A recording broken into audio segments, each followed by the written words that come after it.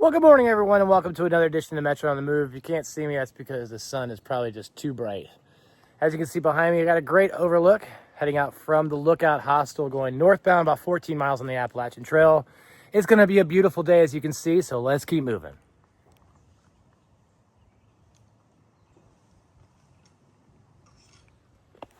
All right, guys, so as we get into today's episode, I wanted to talk to you a little bit about snakes and bears and all the wonderful things that you might encounter on the trail. And I wanted to tell you about the scariest thing that you might encounter, right? So before we get into that, in regards to bears, black bears specifically on the Appalachian Trail, I would say that if you are lucky enough to see one, normally it's going to be the backside of a bear. Now my buddy Alpha Gal, he was hiking along and he saw a black bear right at the roller coaster, and it was a big black bear. And when he started yelling at it, telling it to get out of there, well, this was a stubborn bear. Instead of wanting to mosey on, he sat down. He said, "You're not going to tell me what to do." So he had to sit there and squawk at it for a little bit before the bear decided to carry on, because he realized there was no stopping the squawk. No pun intended there. And so relatively just moved on about 10 minutes after, just sitting there, right? So relatively harmless. Now, when it comes to bear safety, we do recommend, always hanging your food or having a bear canister and keeping that away from your tent, because obviously food is going to attract Yogi or Smokey or whoever that bear might be. So, taking proper precautions to hang your food or store it properly to not attract them is always good. Now, in regards to snakes, when it's cooler out, you may see less snakes. When I say may, it's like snakes are going to roam wherever they want to. You're in their yard, per se, and you're walking through their home, right? But on days when it gets to be a little bit warmer, especially on rock outcrops or overlooks, you might see them more frequently because they are trying to warm themselves. They're cold-blooded creatures and they need the sun to warm themselves up. So we just passed the hike and said, "Oh, be careful, watch your step." Yes, that is very important. Watch your step. So as I'm talking to you, I'm going through a rock garden, right? And snakes could be anywhere. They could be on the snake. They could be on a rock trying to bask in the sun to warm themselves up. So as you are trekking through a rock garden like I am in Pennsylvania, it seems all there is rocks. Watch your step. Probably need to put my phone down, but anyway, as I was saying, you may want to be more cautious of where you are stepping, because even if you've made it successfully to the first rock, your next foot might be headed towards a snake. So keep your eyes up and looking out. I actually am looking down, so I'm not just looking at the phone here, but I'm looking ahead to make sure I'm not just crawling into a snake's nest, per se. But the scariest thing that you might encounter is not necessarily a bear or a snake. The scariest thing you can encounter on trail is actually a human. So they are in the process of, and I say they, the ATC is in the process of shutting down shelters because they are too close to the road, right? And what does that mean? Well, if it's easily accessible by road, anyone and everyone can get there. And they may not be hikers. Now, hikers are pretty friendly people, for the most part. There might be a grumpy one every now and then. But where I'm going with this is that you need to be cautious of where you're staying at night. And also, be careful of telling who and where you're going to passerbyers. So what I mean by that is, if you stay at a tent site or a location close to camp or a little close to a roadway, you might have someone that's not a hiker and might have ill intentions for you. So the scariest thing that you can encounter on trail is not a snake, it is not a bear, but it is a human. Because humans can be very, very scary creatures with all kinds of intentions. Now, I'm not trying to scare you out of hiking, but I'm trying to get you to think about what's out here. Watch your step, hang your food properly, and watch out for creepy people. Yeah, creepy people. Look at this, guys. I'm pretty sure I'm getting electrocuted as I'm getting fried. Look at that. Sweet, huh?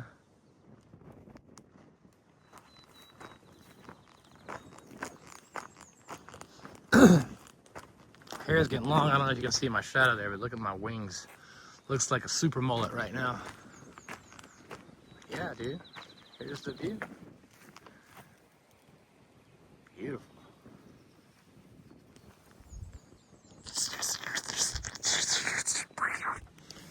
So I think we're coming into an area called the Knife's Edge. I don't know how much of this you can see, but watch your step, guys. Jeez. The Knife's Edge, right?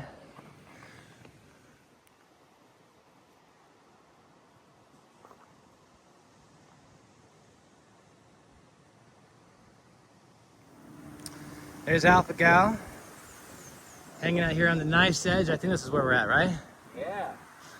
He's also rocking a new pack there. Looks pretty good on you, man. Oh, I'm liking the way this thing feels. Oh yeah, a Hyperlite Unbound 55, looking sweet.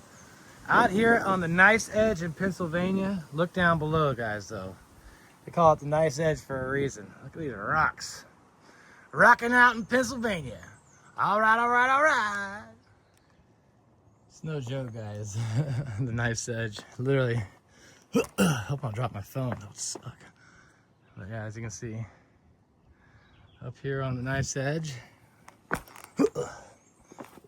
Whoa. Watch your step.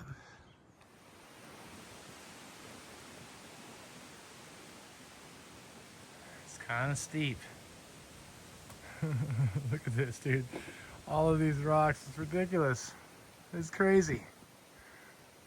Watch out for snakes.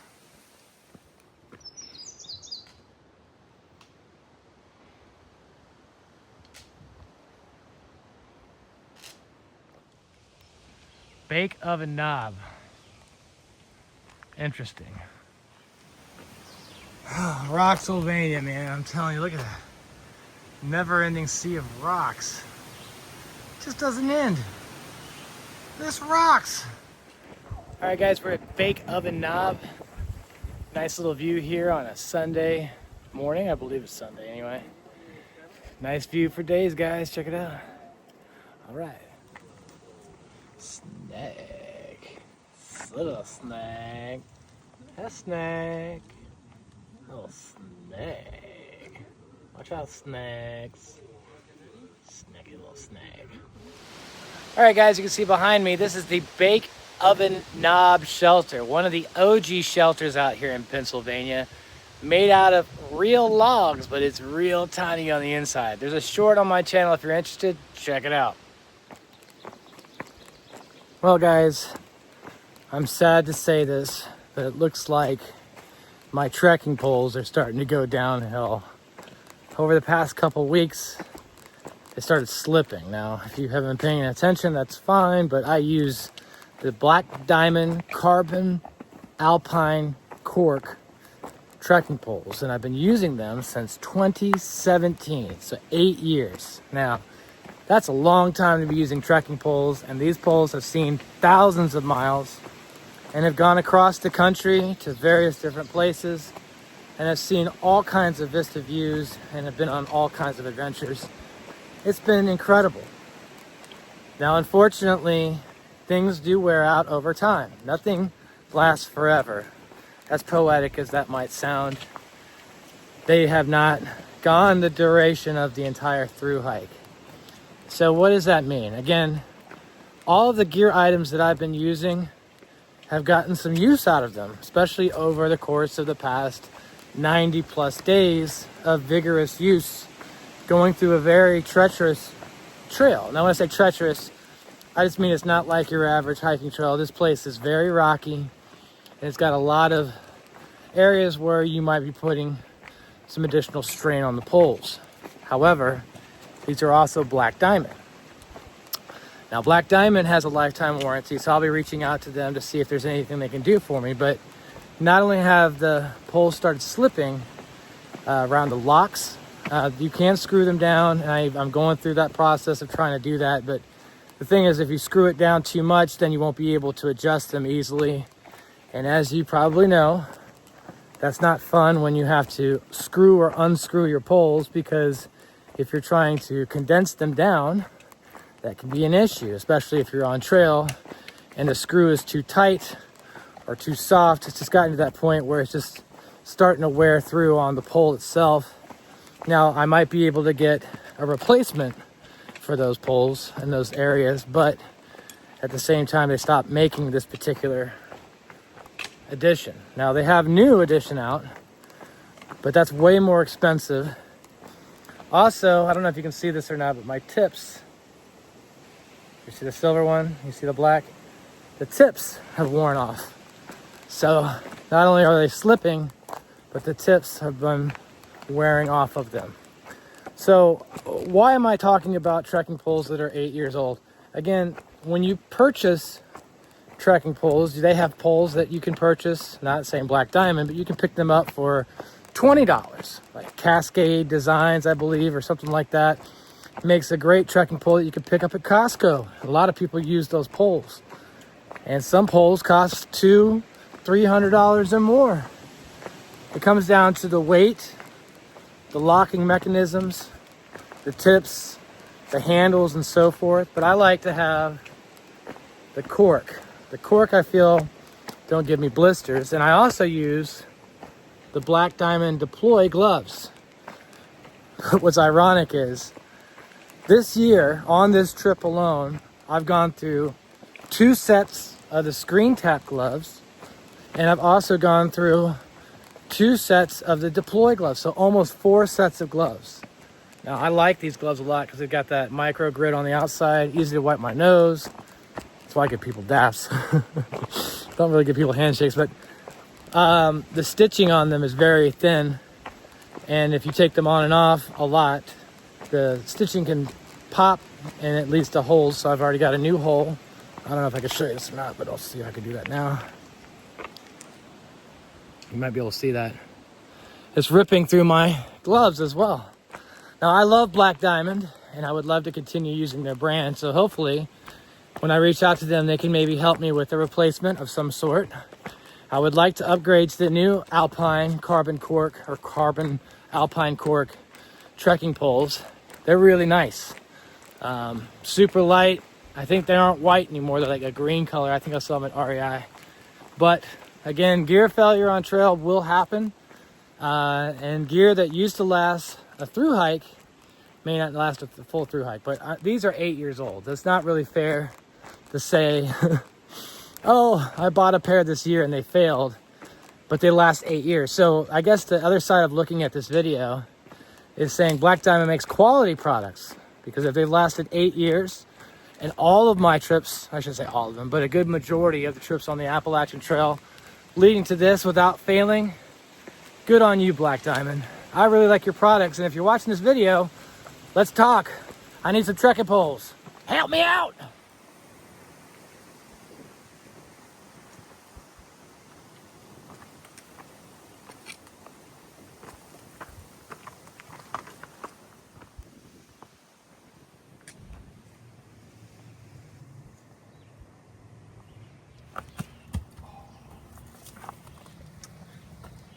Big thank you to whoever left this trail magic. Thank you so much. So every part of this trail just changes dramatically. You can see these trees in front of us. It's still rocky, but it just feels like a completely different section of the woods. There's no ferns. Oh, you know what? There are ferns. Look over there. We're back into more ferns. This is incredible, guys. I just love how the trees look from area to area. Just so dramatically different. But I've had a great time out in Pennsylvania despite all these stinking rocks. Oh my gosh, they are crazy. We've been climbing all day, up and down the rocks. But the good news is we only have 5 or 6 more miles left before today is over. And then it's a town day. So again, I love it. Get to resupply, get some new food. Now my favorite food right now on trail is string cheese, pepperoni, and flour tortillas. But I also like to use peanut butter and jelly. Like if I go to the hotel, they'll have little packets. I'll use that on a tortilla. But also my buddy G's like, hey man, spruce it up and put some honey on it. So honey, jelly, and peanut butter on a tortilla. That's pretty good. And then I got some fluff. Some marshmallow fluff that I'm gonna be putting on a tortilla soon with some peanut butter. So it's a fluffer nutter tortilla. Now I would be using bread, but bread just doesn't work for long hauls on trail. But the cheese sticks, it's been 55 degrees out, so it's almost like it's been naturally insulated with coolness. So it's lasting longer, but 3 days is what I would say you got with the string cheese before it gets kind of funky. As it gets warmer, I may not be carrying cheese again, but I've been loving it. Yum, yum, yum, yum, yum, yum. 1966 State Lands game. Washington, Lek, and watch the trail.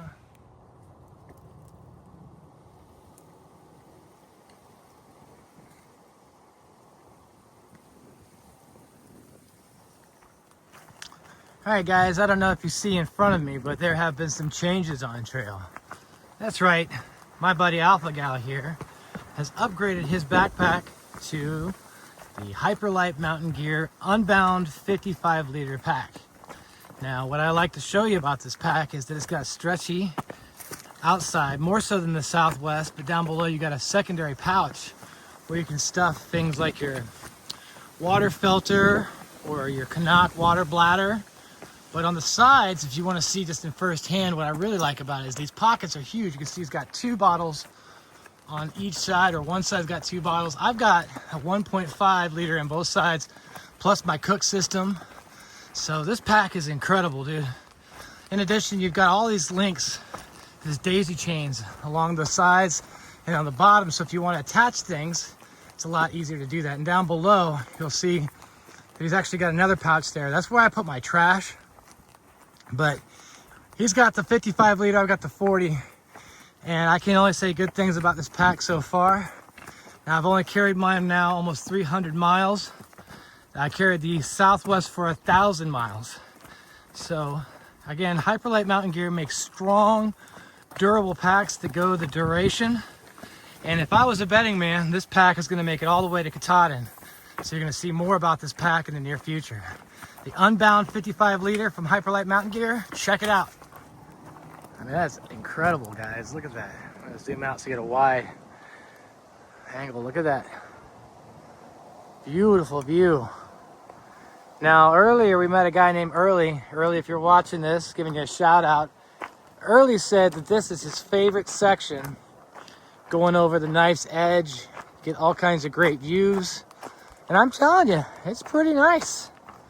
I mean, look at this area. This is just incredible. Walking along the ridge here, beautiful, beautiful area. This reroute has been excellent, guys. Again, it's just so nice to see a ridgeline view for miles coming into our destination. Again, it's town day. We did 14 miles today. We're going to be doing 14 miles. But again, look how nice and open this is. The ground is not too rocky, still kind of rocky. Wow, guys, it's just been a beautiful day. The trail is just changing in so many different ways. I'm looking forward to seeing Jersey in probably about 50 miles or so. So if you're following along and you have the adventure bead necklace, you only got 2 more little dots to go on the green section of Pennsylvania. All right.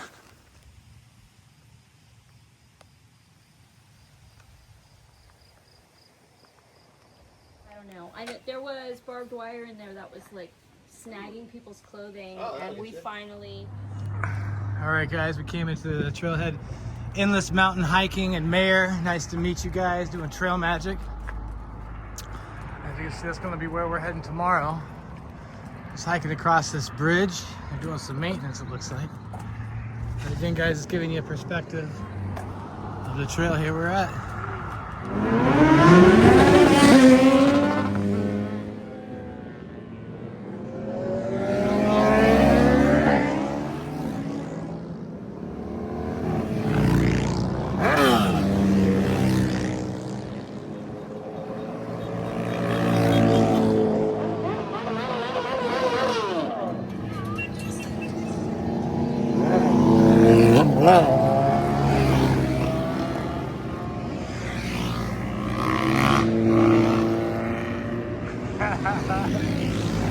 Oh my gosh.